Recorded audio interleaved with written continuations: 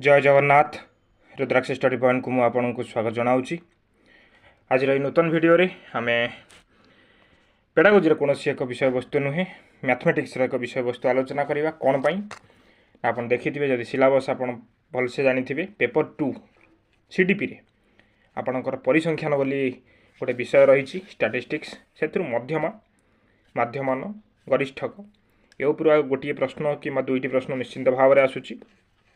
तेणु आज वीडियो आम माध्यमान मध्यमा एवं गरिष्ठक ये तीन विषय परीक्षा उपयोगी जी सब तथ्य अच्छी जहाँ जहाँ आपणकर बेसिक जिनस आसीपर से सब विषय विस्तृत भाव में आलोचना करवा एवं केमिति आपण से सब जिनस को मन रखिपारे जानीपारे जदि आपण से सब जिनस को जानी एवं से सब जिनस को बुझी तथापि वीडियोटी को थरे देखी दिंतु आपंकर रिविजन हो नुआ किसी तथ्य मिलियो बोली मैं आपको विश्वास दूची है। प्रथमे जहाँ जहाँ इम्पोर्टाट कॉन्सेप्ट अच्छे पूरा आरंभ रू शेष पर्यंत आमर जीवार ना जो जो जिनस परीक्षा आसूची से जिनस आम आलोचना करवा। प्रथमे एकाधिक संख्या संबंधित तथ्य को एकाधिक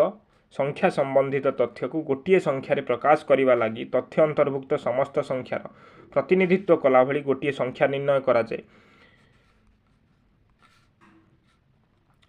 जाए यही प्रतिनिधित्व संख्या को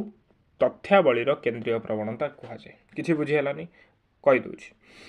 ये जो मध्यमा माध्यमान गरिष्ठक ये तीन जिनस आमती आप पेडागोजी पढ़ुले आमर एनेक्डोटल रेकर्ड घटनावली विवरण रेटिंग स्केल चेकलिस्ट ये सब है पर्यवेक्षण गोटे साधन ठीक से भाया यही जो माध्यमान मध्यमा गरिष्ठक आप शुणिकी ये गोटे मेन कनसेप्ट रू आमती आम पियाजर थिला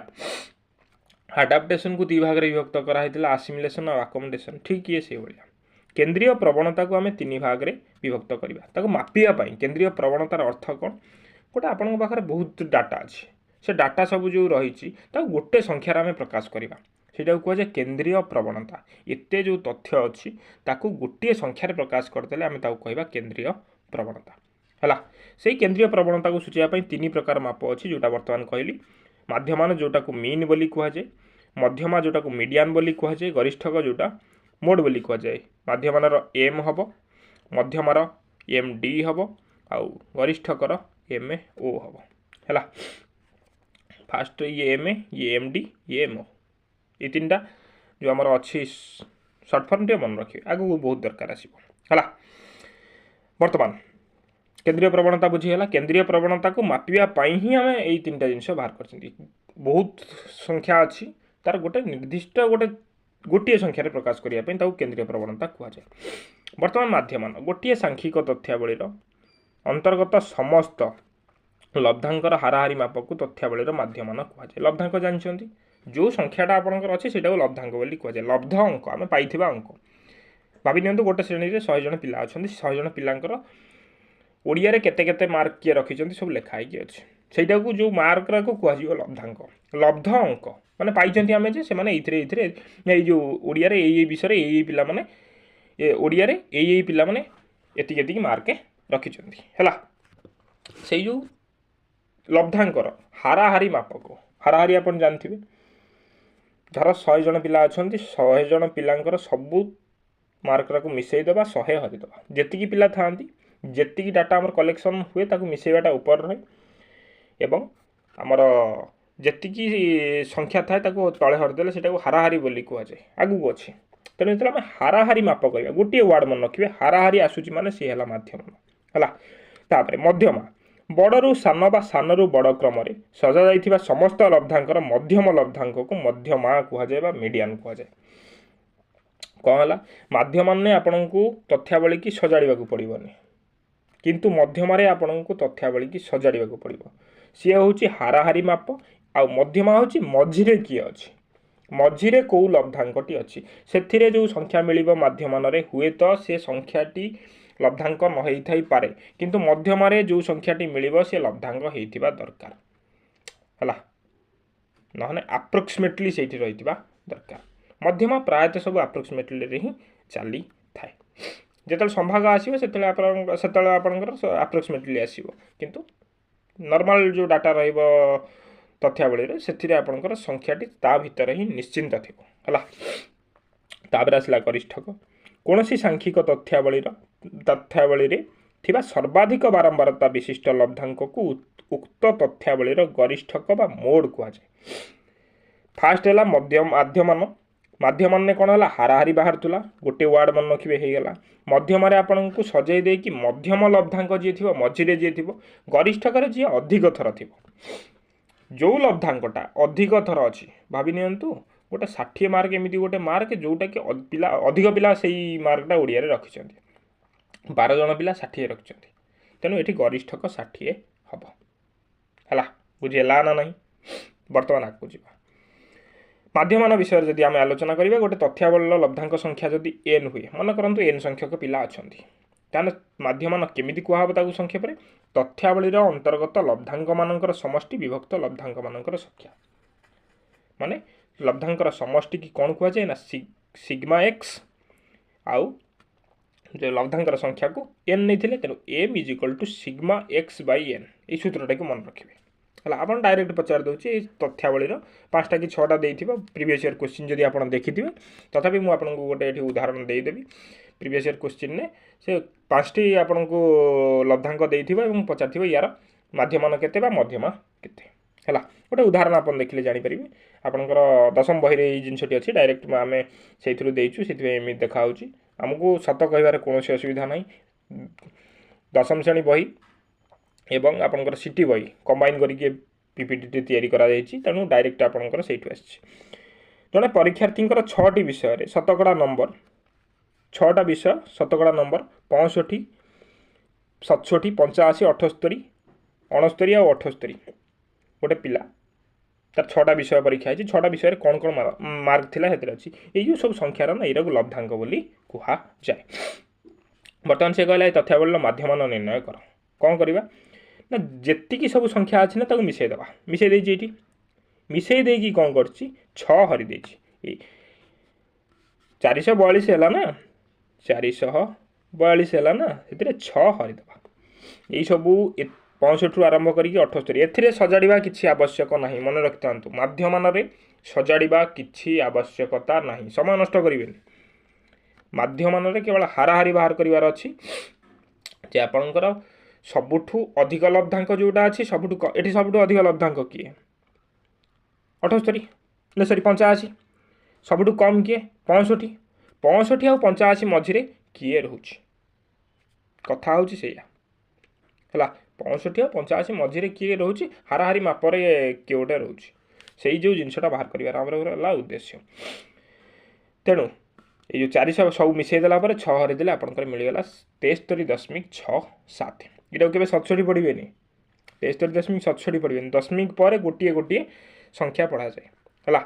गोटे बेसिक जिनसटा मन पड़ा बोली आपको कहीदेली तेणु सबू जिनस को मिसई देले 6 हरिदेले आपंकर मिलगला माध्यमान 1 मार्क थुआ तापरे वर्तमान माध्यमान संबंधी केतक इम्पोर्टाट कनसेप्ट आम जानदे छट क्वेश्चन आसिले आप आराम से करदे भाभी नियंतु x1 गोटे लब्धांक x2 गोटे लब्धांक x3 गोटे लब्धांक n पर्यंत गोटे लब्धांक अच्छी से लब्धांकर माध्यमान है m माने भाभी दिंतु ये 4टा लब्धांक अच्छी 4टा लब्धांकर माध्यमान है m 4टा लब्धांक अच्छी तार माध्यमान m से प्रत्येक लब्धांक जदि आम a ऐड करवा कौन ऐड करवा ना a देखो x1 प्लस ए x2 प्लस ए x3 प्लस ए xn प्लस ए माने गोटे निर्दिष्ट संख्या प्रत्येक लब्धांक ऐड करवा भावी नियंतु 2 ऐड करेंगे सबुथिरे 2 ऐड ऐड हो गले जदि आपंकर माध्यमान 15 बाहर थिला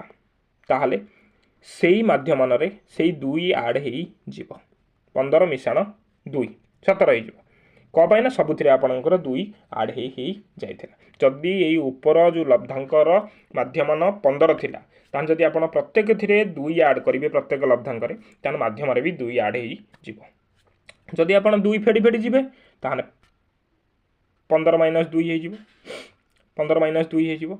जदि आप 2 गुणी गुणी जी ताहले 15 रे 2 गुणी हो जदि आप 2 हरी हरी जी ताहले 15 रे 2 हरी हो तेणु माध्यमान आइदर आप मिसाउंट फेड़ुंट हरुंट गुणुंट कौन कर डिपेंड कर प्रत्येक थी सामान संख्या होता दरकार है। ये थिला गोटे छोटिया कॉन्सेप्ट किंतु टे कन्फ्यूजिंग कॉन्सेप्ट ट्रिक एटा है। तापरे बर्तमान आसला मध्यमा मध्यमाटा टिके जिनस बुझीबार अच्छी मुझे मध्यमान सजाड़ा आवश्यक ना मध्यमार सजाड़ार आवश्यकता अच्छी तेणु ऊर्ध्व बा अधक्रम सज्जित करदे तथ्यावली की तार लब्धांक संख्या धर भावी नियंतु एन है ताने दीटा जिनस हम सजाड़ देला जो एन लब्धांक संख्या आइदर अजुग्म थी किंबा जुग्म थी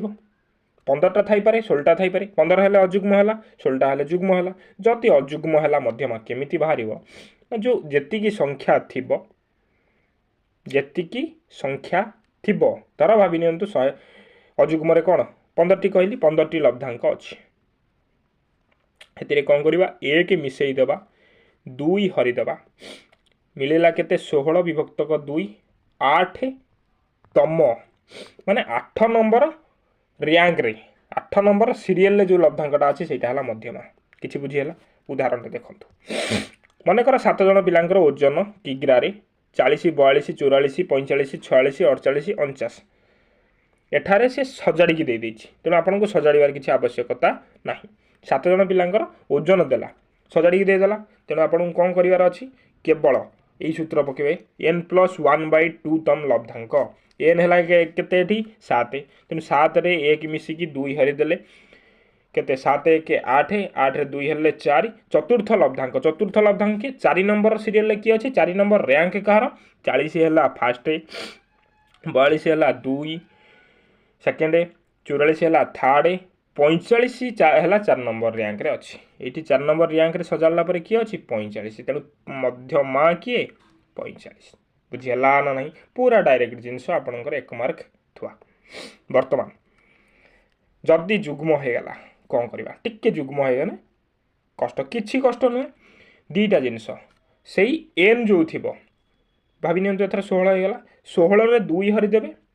एवं 16 रे 2 हरिकी 1 मिसईदेवे दीटा जगह मिल यही पूर्व आपन को गोटे जगह मिलूला 4 नंबर जगहटा ए दीटा जगह मिल दीटा जगह मिलले यही सूत्रटा खाली मन रखिए है। देखिए गोटे एग्जांपल देखते आप बुझीजे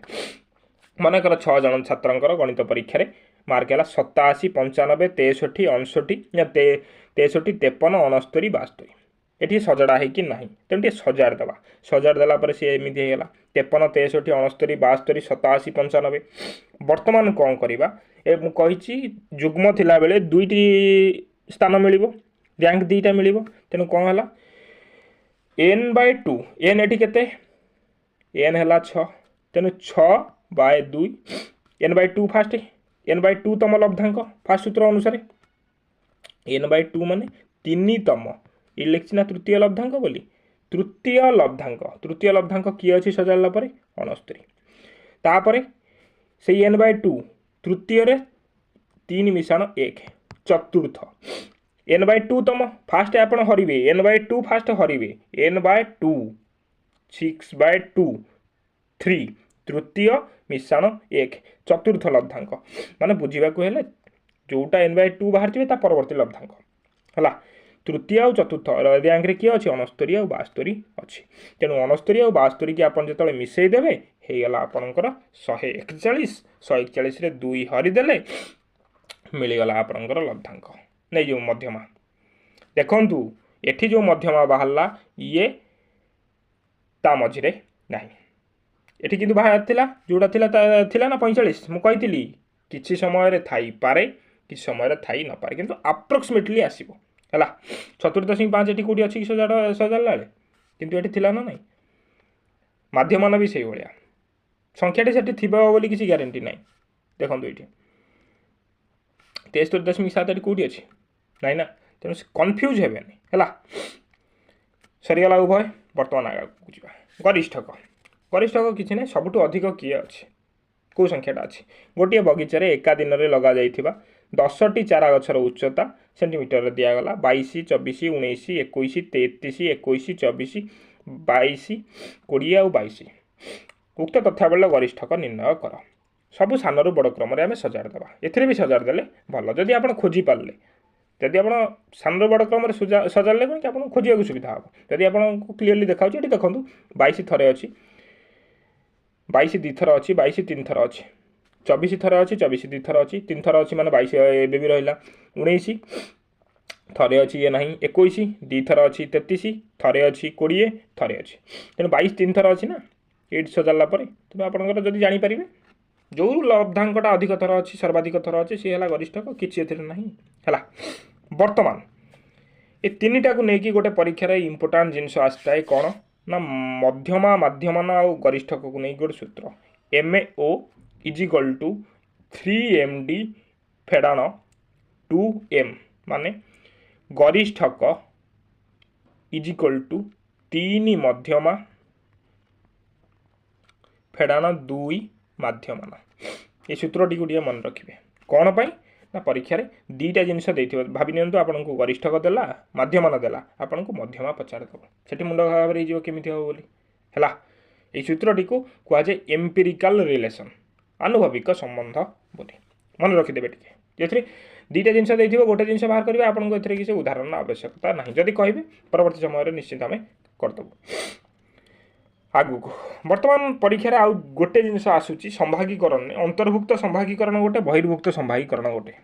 ଅନ୍ତର୍ଭୁକ୍ତ ସମ୍ଭାଗୀକରଣ ଆଉ ବହିର୍ଭୁକ୍ତ ସମ୍ଭାଗୀକରଣ ବୁଝିବା ପୂର୍ବରୁ କିଛି ଇମ୍ପୋର୍ଟାଣ୍ଟ ତଥ୍ୟ ଅଛି ଆପଣଙ୍କ ପାଇଁ, ତେଣୁ ତାହାକୁ ଟିକେ ମନେ ରଖିଦେବେ। ପ୍ରଥମେ ଦୁଇ ପ୍ରକାର ସମ୍ଭାଗ କଥା ଆମେ ଦେଖିବା। ଗୋଟେ ସମ୍ଭାଗ ପ୍ରକାର ଏରେ ଅଛି 10ରୁ 20, 20ରୁ 30, 30ରୁ 40, 40ରୁ 50, 50ରୁ 60, 60ରୁ 70, 70ରୁ 80, ମାନେ ସବୁ 10 10 ବଢ଼ି ବଢ଼ି ଯାଇଛି। ଏଇଭଳି ଭାବରେ ଆପଣ ସବୁଠୁ ଅଧିକ ଥର ଜାଣିଥିବେ, ମାନେ ସବୁଠୁ ଅଧିକ ପଢ଼ିଥିବେ ଏଇଭଳିଆ।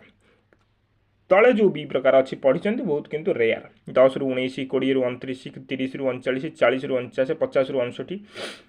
60ରୁ 69। ମୁଁ ଲାଷ୍ଟ ବେଳକୁ କହିମି ଉପର ସମ୍ଭାଗୀକରଣକୁ କ'ଣ କୁହାଯାଏ, ତଳ ସମ୍ଭାଗୀକରଣକୁ କ'ଣ କୁହାଯାଏ। ସମ୍ଭାଗୀକରଣ ମାନେ କ'ଣ? ତଥ୍ୟାବଳୀକୁ ସମ୍ଭାଗରେ ବିଭକ୍ତ କରିବା। ସମ୍ଭାଗ ବିଷୟରେ ବର୍ତ୍ତମାନ ଆଲୋଚନା ନାହିଁ। ଯଦି ଆପଣ ଜାଣିନାହାନ୍ତି ଟିକେ ମୁଁ ଆପଣଙ୍କୁ ହାଲକା କହିଦେଉଛି। ଯେଉଁ ଆପଣଙ୍କର ଏଇ ଡାଟା ରହିଲା, ସେ ଡାଟା ଯଦି ଅଧିକ ହେଇଗଲା, ଧର 10ରୁ 20 ଭିତରେ ବହୁତ ସଂଖ୍ୟା ହେଇଗଲା, ତାକୁ ଆମେ 10ରୁ 20 ଭିତରେ କେତେଟା ସଂଖ୍ୟା ଅଛି କରିକି ଗୋଟେ ନିର୍ଦ୍ଦିଷ୍ଟ ସଂଖ୍ୟାରେ ରଖିଦିଅନ୍ତି ହେଲା। ଏଇଟାକୁ ସମ୍ଭାଗ ବୋଲି କୁହାଯାଏ। ଏଠାରେ 7ଟା ସମ୍ଭାଗରେ ବିଭକ୍ତ କରାଯାଇଛି। ଏହି ପ୍ରକ୍ରିୟାକୁ ସମ୍ଭାଗୀକରଣ ବୋଲି କୁହାଯାଏ। ପ୍ରତ୍ୟେକ ସମ୍ଭାଗର ପ୍ରଥମ ସଂଖ୍ୟା ଆଉ ଦ୍ୱିତୀୟ ସଂଖ୍ୟାକୁ, ପ୍ରଥମ ସଂଖ୍ୟାକୁ ନିମ୍ନ ସଂଖ୍ୟା ଆଉ ଦ୍ୱିତୀୟ ସଂଖ୍ୟାକୁ ନିମ୍ନ ସୀମା ଆଉ ଊର୍ଦ୍ଧ୍ୱ ସୀମା ବୋଲି କୁହାଯାଏ। ମାନେ ଏଇ ଯେଉଁ 10ରୁ 20 ଲେଖା ହେଇଛି, 20ରୁ 30, 10ଟାକୁ କୁହାଯିବ ନିମ୍ନ ସୀମା, 20ଟାକୁ କୁହାଯିବ ଊର୍ଦ୍ଧ୍ୱ ସୀମା। ଏଠି 10କୁ କୁହାଯିବ ନିମ୍ନ ସୀମା, 19କୁ କୁହାଯିବ ଊର୍ଦ୍ଧ୍ୱ ସୀମା। 20କୁ କୁହାଯିବ ନିମ୍ନ ସୀମା, 30କୁ କୁହାଯିବ ଊର୍ଦ୍ଧ୍ୱ ସୀମା। ଯିଏ ଫାଷ୍ଟ ରହିଲା ସିଏ ହେଲା ନିମ୍ନ ସୀମା, ଆଉ ସେକେଣ୍ଡ ରହିଲା ସିଏ ହେଲା ଊର୍ଦ୍ଧ୍ୱ ସୀମା। ପ୍ରଥମ ପ୍ରକାର ସମ୍ଭାଗରେ ଊର୍ଦ୍ଧ୍ୱ ସୀମାଟି ସମ୍ଭାଗର ଅନ୍ତର୍ଭୁକ୍ତ ନୁହେଁ। ଦ୍ୱିତୀୟ ପ୍ରକାର ସମ୍ଭାଗରେ ସମ୍ଭାଗର ପ୍ରଥମ ଓ ଦ୍ୱିତୀୟ ଉଭୟ ସୀମା ସମ୍ଭାଗର ଅନ୍ତର୍ଭୁକ୍ତ। କ'ଣ କଥାଟେ କହିଥିଲା, ଏଇ ଜିନିଷଟି ଆପଣଙ୍କୁ ବୁଝିବାର ଅଛି। ଭାବି ନିଅନ୍ତୁ 20 ବୋଲି ଗୋଟେ ସଂଖ୍ୟା, ଲବ୍ଧାଙ୍କ ମିଳିଲା ଆପଣଙ୍କର 20, ସେ କେଉଁଠି ରହିବ? 10ରୁ 20ରେ ରହିବ ନା 20ରୁ 30ରେ ରହିବ? ମୁଁ କହିମି 20ରୁ 30ରେ ରହିବ, 10ରୁ 20ରେ ରହିବନି। କାଟିଦେବା ଏଇଠି ଟିକେ।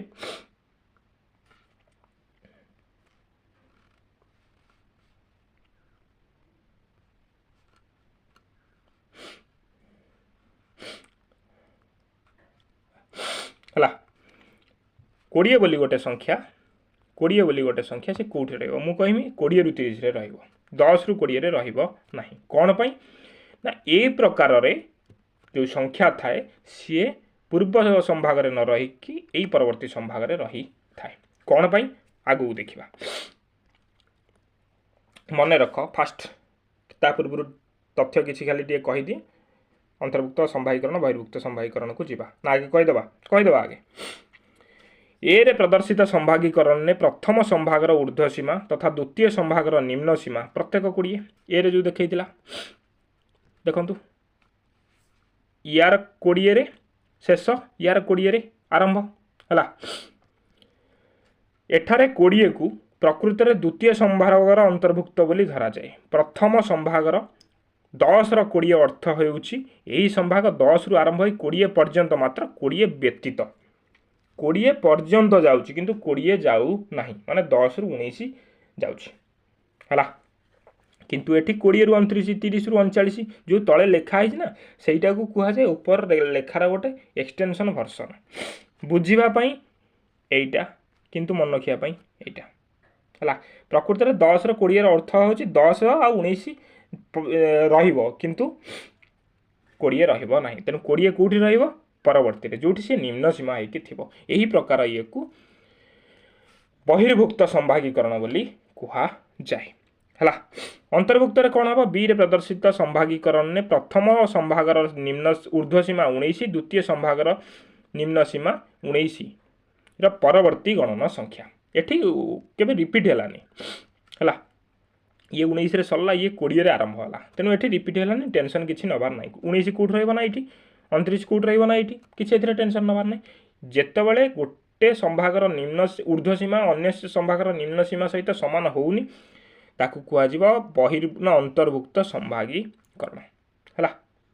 बुझी होची ना नै प्रथम संभाग 10 रु 19 जाय जायछि पुनी 19 रु आरंभ होई कि तापर जायछि हला तेणु ये एति सरला परे किछि गोटे तथ्य अच्छे आपण जो निम्न सीमा ऊर्ध्व सीमा थाए से तार गोटे मध्य बिंदु बोली अच्छे संभागर मध्य बिंदु ताकू केमिति बाहर करा जाए भाभी नियंतु 10 रु 20 संभागर आपण मध्य बिंदु बाहर करबा चाहउछंती से दीटा को मिसई देकी आपण 2 हर देबे से हला आपणकर संभागर मध्य बिंदु LA1 जदि हुए निम्न सीमा LA2 जदि हुए ऊर्ध्व सीमा ताले LA1 हला निम्न आ LA2 हला ऊर्ध्व ताने LA1 + L2/2 हला आपणकर संभागर मध्य बिंदु तापरे प्रत्येक संभागर यार निम्न सीमा ठू ऊर्ध्व सीमा पर्यंत विस्तृत एही विस्तृति को संभाग विस्तार बोली कुहा जाए हला तेन संभाग विस्तार आमे केमिति जानिबा ना ऊर्ध्व सीमा और निम्न सीमा को फेडी देबा केतबेले जदि सी एमिति थाए एठी कोन 10 रु 20 20 रु 30 20 रु 10 फेरदबा उल्टा फेरदबा जहां गोटे नहीं जाबा ना 40 रु 30 फेरदबा गोटे संभाग को नबार अछि फेरदेले आपण जानि परिबे संभाग विस्तार केते हिची माने केते रु केते जाइछि हला 10 सबथिरे बढ़ी बढ़ी जाइछि किंतु जदि बी प्रकार रे संभागीकरण हेछि संभाग विस्तार ऊर्ध्व सीमा फेडन निम्न सीमा मिश्रण 1 कोन ना एई भलिया जदि अछि आपण 19 रु 10 फेर देबे बा 29 रु 20 फेर देइछि 1 मिसई देबे ताले आपनकर संभाग विस्तार जणा पड़िजिवो हला यही छोटिया इनफॉरमेशन आपण को थिला आ गोटे संभाग गुड़िक साधारणतः समान विस्तार विशिष्ट करा जाए गोटे 5 हेतिबो गोटे 10 हेतिबो सेमिति केबे करा जाए नाही हला तेणु एति जिनस आपणकर मध्यम गरिष्ठ करे थिला प्रिपेयर हो जातु परीक्षा अल्प दिन रहिला तेणु आशा करुच्छे भिडियोटी आपको निश्चिंत भाव में भल लगे और इनफॉर्मेटिव हम जदि भल लगे निजर मतामत देवाक भूलिए ना है तेज रही धन्यवाद जय जगन्नाथ।